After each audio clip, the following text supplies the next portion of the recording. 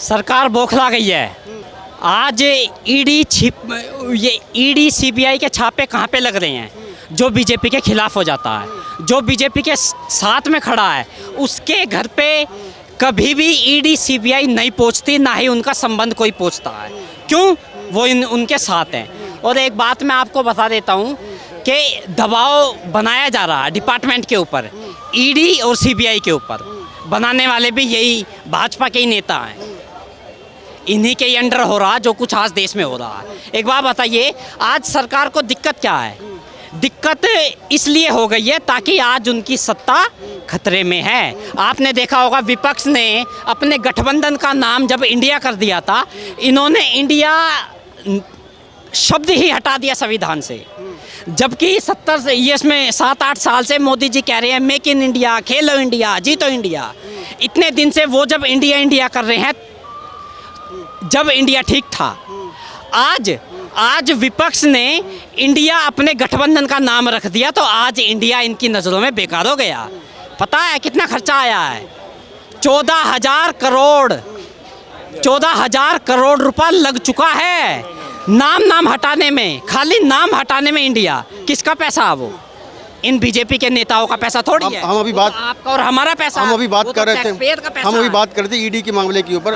तो इसका आने वाले चुनाव में क्या इफेक्ट पड़ेगा?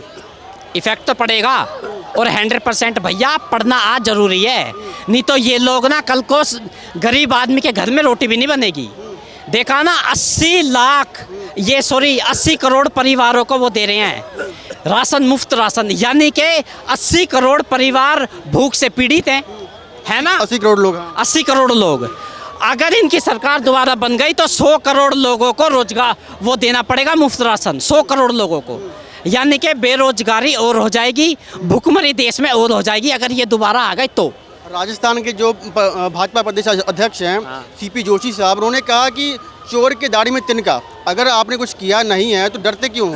ये कह रहे हैं कि ईडी के छापे बढ़ रहे हैं। अरे डर तो उनको वैसे भी नहीं है, डर तो इन भाजपा के नेताओं को है, जब भी तो ये नाम बदलते और फिर रहे हैं। कभी देश का नाम बदल रहे हैं, कभी इसको कभी वो उसका ईडी का नाम बदल रहे हैं, कभी फैलाने का, कभी इसका, कभी जगहों का, कभी देश का, कभी इंडिया बदल दिया, कभी कुछ बदल दिया। ये नौटंकीबाज है भैया, इनसे बड़ा नौटंकीबाज ना और कोई नहीं है। मैं खुद 2014 में भी बीजेपी को वोट दी, 2019 में भी वोट दी, लेकिन ये नहीं पता था कि ये लोग हवाई जहाज का सपना दिखा के टमाटर 200 रुपये किलो कर देंगे। पता ना टमाटर का रेट कितना है, क्या हो रहा है देश में, पता होगा हिसाब किताब। सारी जितने भी दाल है ना, सारी 150 से 200 रुपये हैं। आज 4 सालों से सिलेंडर का रेट बढ़ता हुआ जा रहा था। आज जैसी चुनाव नज़दीक आ गया तो 200 रुपये घटा दिए। क्यों घटाए भाई? अब कौन सी इमरजेंसी आ गई जो 200 रुपये घटाने पड़ गए? लेकिन 200 रुपये घटाने का भी कोई फ़ायदा नहीं है। घरेलू गैस से 200 रुपये घटा दिए तो वो उसमें कमर्शियल गैस में 200 रुपये बढ़ा दिए, वहाँ से घटाए तो वहाँ बढ़ा दिए। ये क्या मजाक चल रहा भाई? हैं, देश की जनता को क्या ऐसे पागल समझ रखा है? ये इनके ड्रामे हैं बीजेपी वालों के भाई, और इस बार इनको झटका देना ना जरूरी है। बहुत राज कर लिया, 10 साल राज ना कम नहीं होता। देश में सबको मौका मिलना चाहिए।